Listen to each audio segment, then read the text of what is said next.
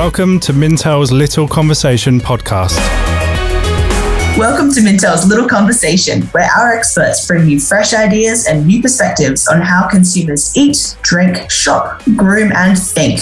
I'm Alicia Young, Trends Manager for the APAC region here at Mintel, and I'm based in Sydney. And today we're going to be taking a look at the emergence of social commerce and how it's evolving and basically changing the online playing field. I think that rather than have me kind of try to explain it, I'm going to defer to my panel of experts from around the globe on this one today. So I will ask you to first go around and introduce yourselves.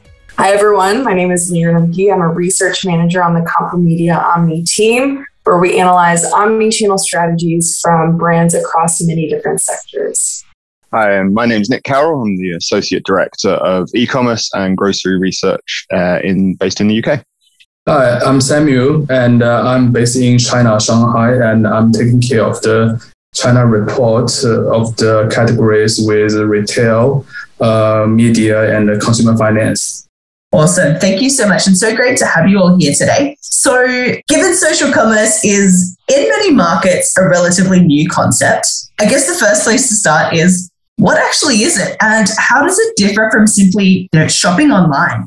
I'm going to start with Samuel in Shanghai first, because I know that China has a really developed market in this space. Would you mind giving us a bit of a definition of what's happening in China?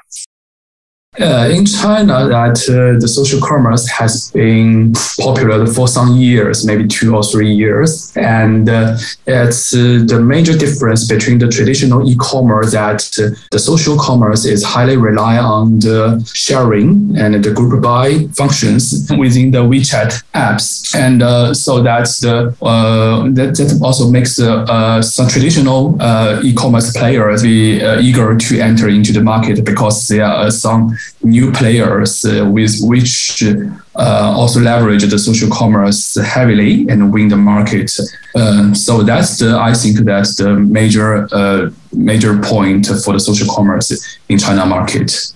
Perfect, thank you. Lieren, is that kind of a similar way that you're seeing it play out in the US? And I think it's interesting, Samuel, that you brought up sharing as a pivotal part of social commerce.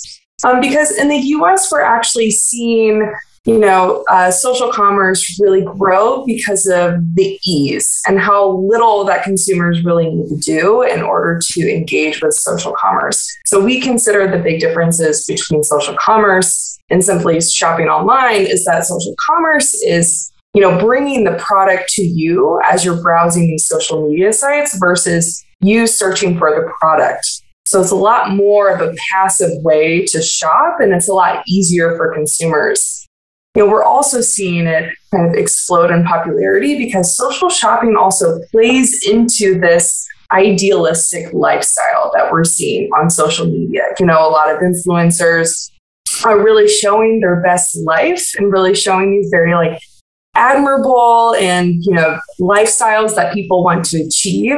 So it makes absolute sense that they would have price tags for the dresses or the different clothing items that they're wearing in order for the viewers to know how exactly they can achieve this type of lifestyle that they're seeing on social media. So I think it's those two different plays that are really contributing to the growing popularity in the US. Yeah, I think Lieren, has described what we're also seeing in Europe around this growth. I think the big difference, between what we see is that we still don't have the platforms in place to have the full transactional social commerce that may be more common in other markets, particularly China. That has been developed over the past 10 years as platforms like Instagram, Facebook have rolled out more tools to pivot themselves towards retailers.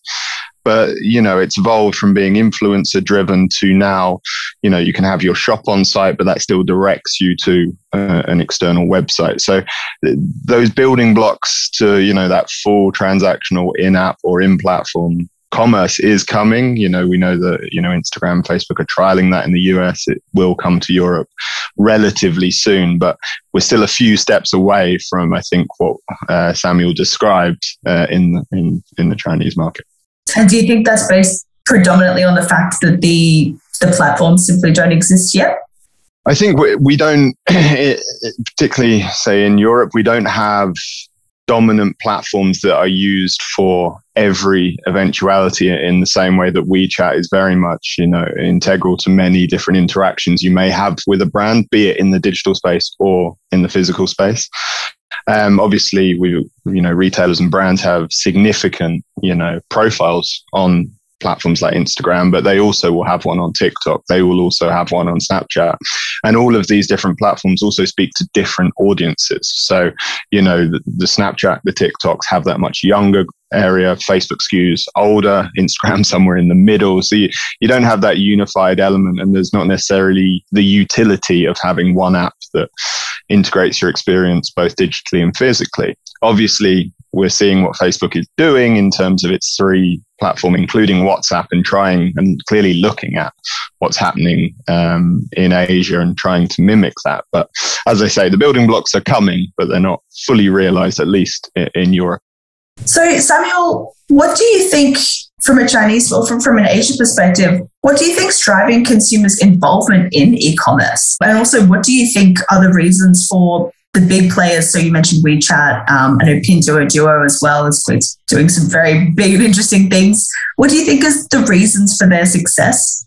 I would take the Pinduoduo as the example because they are the biggest companies who use the social commerce in maximum. And I think that the reasons why they win in this market, because they start from the low tier market or even some rural areas in China, because almost everyone has the WeChat app in their mobile phone in China market, even the farmer. You can't do much without it, right? Yeah. So I think that the distribution of the all-in-one social media apps is very important for the social commerce. And I think that is the first reason why Pinduoduo can win this market, even their value on the Nasdaq has exceeded the Jingdong.com. Yeah. So, and I think that the second point that Pinduoduo, they do very well in the discount. And especially in when the social commerce start, that some people are also hesitate to use it because they're worried about if the product is counterfeit or some other reasons, maybe they have to return back.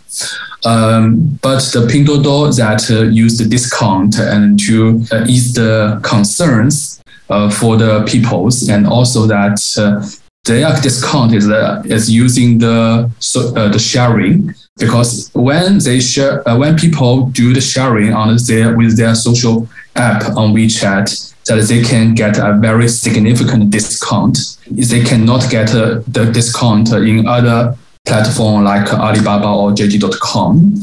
And this discount help Pinduoduo to increase their user base so quickly, because when people want to get a discount, he or she must have to share the product or discount or the promotion within her social connection community or communities.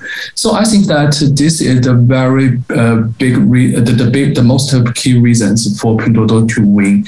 And I think that some reasons why the Pinduoduo can win the market so quickly, I think that's also benefits from the internet infrastructure and infrastructure, like the mobile phone population, especially with the 4G and the 5G now, and the logistic capacity across the entire China market, that is also ensure their success in this market.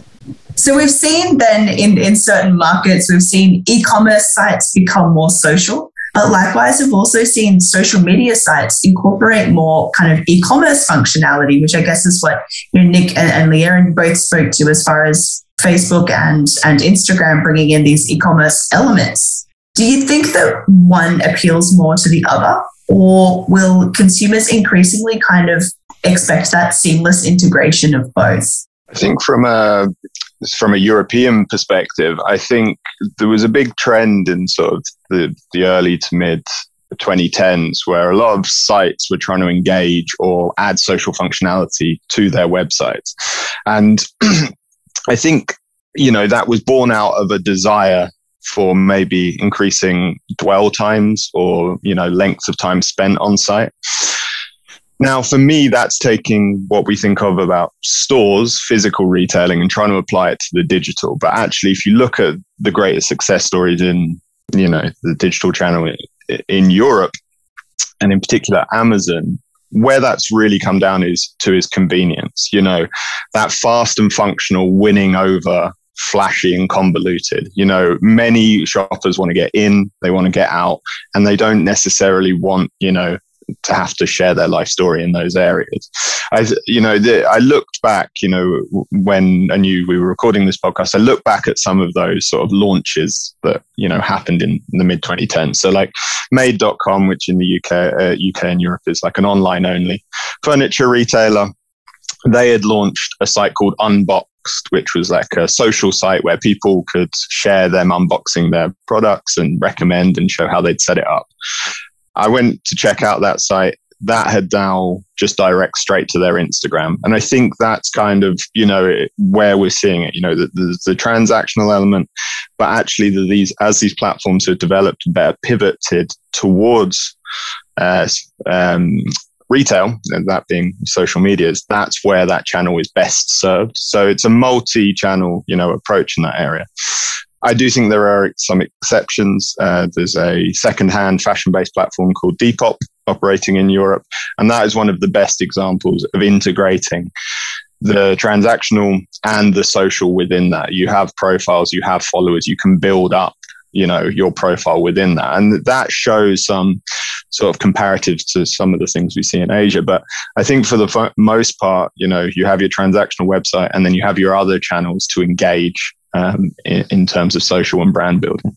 I would say in the US, it's an interesting situation because I think we're seeing younger consumers and younger demographics expect more commerce capability from their social media sites, just because of kind of like the curation that comes from that. It's very easy to see yourself wearing a dress that you see on social media, right? That somebody else is wearing out to brunch or out to their friends, versus just buying a dress that's static on Zara.com, right? You're able to kind of put yourself in the shoes of that influencer that's wearing that dress. And also the convenience that comes to it. I mean, we've all been in that situation, or at least myself, where we were watching or seeing something online or watching a movie and we see a very cute outfit or something cute and you want to know like where exactly that item comes from. And social commerce facilitates that easier process in order taking that consumer to that product to purchase. So I think that, these younger consumers that are being exposed to this easier technology and this easier way to purchase these products are going to expect this more and more from social media. I personally don't think that consumers are going to expect brands to be more social because especially, Gen Zs, they're a lot more privy to inauthentic behavior from brands, and they're very aware of when they're trying to be sold to on social media. So a lot of them aren't necessarily engaging a lot with brands online. However, seeing products that Instagram or TikTok is selling online coming from different brands is a totally different story. So rather than seeing brands become more social, I think what we're going to be seeing in the future is this evolution of social media companies becoming less social and more commerce. Yeah, no, that absolutely makes sense. Yeah, you're completely right. I do really like being able to shop literally everything. Like, I think life should be much more shoppable. It makes it a better experience. If I see a cute outfit, I absolutely want to buy it immediately. Given everything that we've covered today, all the different ways that it's playing out via all these different regions, are there any recommendations that you would give to brands who, I guess, are looking to dip their toe into social commerce, looking to get involved, or for whom perhaps this is a concept that they haven't really yet thought much about? Anything that they should consider? So I think the big things to consider up front before we kind of dive into, questions to ask yourself are, the important things is really knowing your audience and staying authentic as you're approaching a social commerce. So the big brand that we're seeing a lot of strides in this area is Klarna. So they're really doing a lot of effort in order to make social commerce easy on their relative social platforms. And this makes sense for the brand because they've created their brand presence based off of, social media and influencers and a very highly visual brand. It's a very younger skewing brand. So it makes perfect sense that they would enter into this social commerce field and consumers would be very open to it.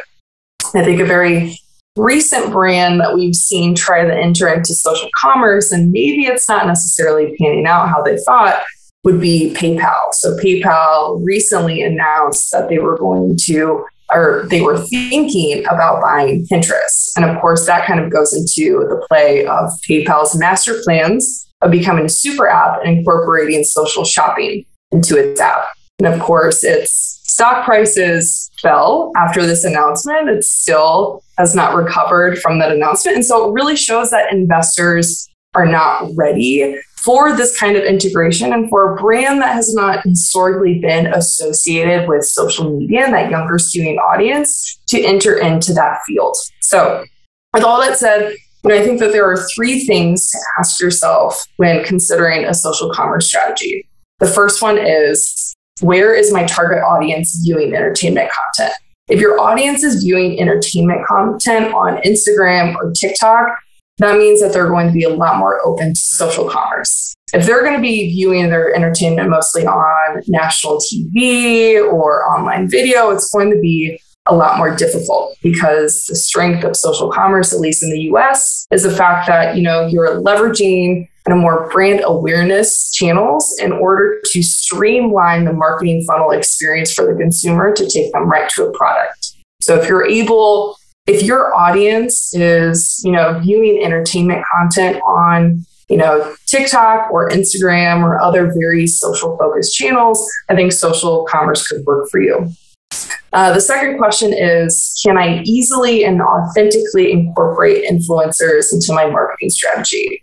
At least in the US, a huge basis of social commerce is influencers, whether that's, the big Kylie Jenners of the world or the micro influencers that have 1,000 followers and they want to share codes to their friends and family, or they want to give access to their friends and family the products that they're wearing, right? But can you easily and authentically incorporate those influencers into your own marketing strategy?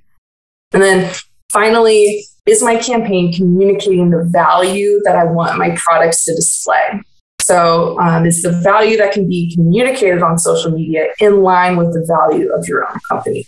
And if you answer these questions and realize that social shopping is right for you, so consider the use of these influencers. And if it's new, perhaps enter into the micro influencer world, because those do have a strong grasp in the US and those are becoming increasingly more popular because micro influencers also stress more of an authentic kind of appeal.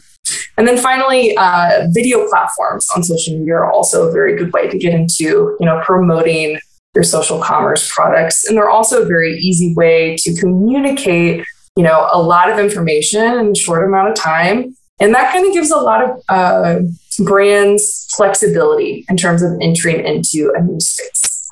There's not much to add to that, is there? That was a perfect.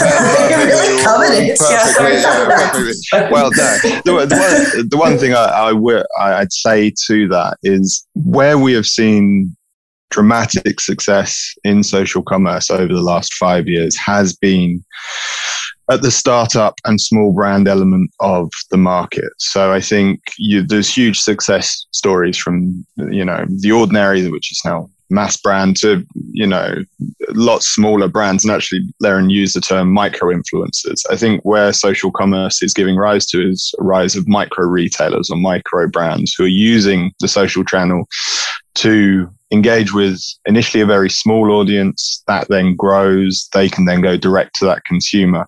And then you have proof of concept. And this is where we're seeing many of those brands moving into large scale retail, getting engaged with buyers and then becoming onto store. So I think as Facebook, Instagram, our platforms in the West look to become increasingly transactional, I think this is where the battle for those sellers will happen. We know that over half of Amazon sales are now from its marketplace sellers and the support it gives to them.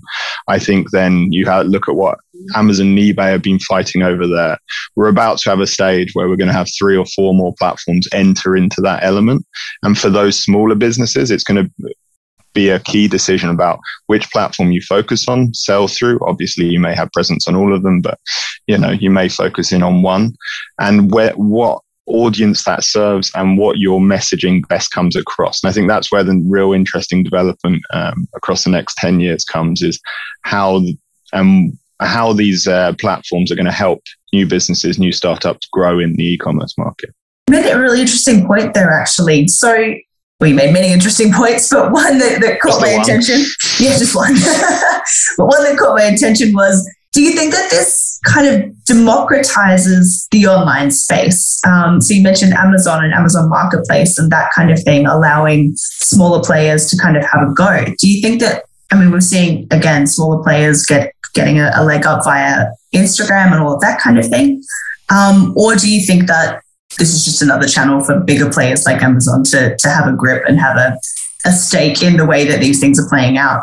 So ultimately, it's going to be on the terms that they offer to those businesses. Amazon has, you could argue that Amazon democratized its platform by allowing marketplace sellers on in the first place. And, Jeff Bezos' whole reason behind that was, well, we're going to be in competition with these people. We might as well do it through our site.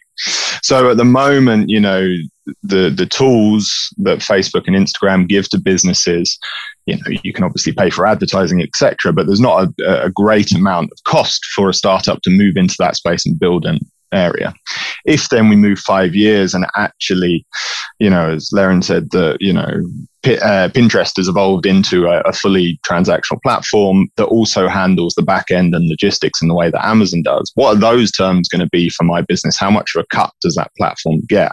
So I think, certainly, e-commerce generally is democratized access to consumers, but there are always going to be on the terms of these platforms. But more competition in that market hopefully will make, the pricing structures and the cost to those businesses come down a little. I think that for Chinese consumer that there are so many the ways of the shopping, especially online, that they can choose that. So I think that for the social commerce, that the very key important thing about the retailers and the social media platforms is to provide the more engaging experience to the consumers, and especially that for example, that you must know about the single days, Double 11, yeah. And the two famous live streaming hoster, they did a promotion which reached almost 20 billion RMB over one night. Two guys. Wow. Yeah, it's amazing. So that we can see that the transaction is living in everywhere in China across different platforms. Sometimes the social media platforms, sometimes the big e-commerce platforms, sometimes the live streaming platforms. Okay, so that for the social commerce, the experience is very important. And I think that especially for the how to make more young people to engaging with the social commerce is that to maybe can provide some more new some new technology or the gaming format, because a game, the esports game is like one of the new social media platforms. And also that we see the trend of the meta universe, and you must know about it. So that can be a next point that the social media company and e-commerce retailers then can pay attention to in this part. And the second point, I think that people care about the experience in the shopping journey, and also that they care about the product, because only the product can help the company and the brand to retain their loyal users and buyers. Yeah. So I think that especially that the social media is also increasingly that not only use the social community or social connection as the transaction tools, but also some brand use the WeChat platform to increase their private traffic and to retain their loyal consumers, to drive them to drive the repurchase rate. Yeah, and so that the product is the key things to help the brands and to help the retailers to keep their users in their own loop. So that I think that this is another very important thing that for these companies in the social commerce market. Wow. So a lot to think about from a lot of different experts in a lot of different regions. So fascinating to hear how it's playing out in your respective regions. I think there's so much room for this to grow and evolve. It's really exciting. And a lot for brands to take away as well from this. So thank you so much to our analysts today, Samuel, Liaren, and Nick. And thank you for listening. Make sure you subscribe, rate, and review this podcast on iTunes or wherever you get your podcasts from. And if you want to know more about Mintel, who we are and what we do, head over to mintel.com and follow us on social media. We're on all the big ones, LinkedIn, Instagram, Twitter, and Facebook. And check out our blog for even more insights from our analysts.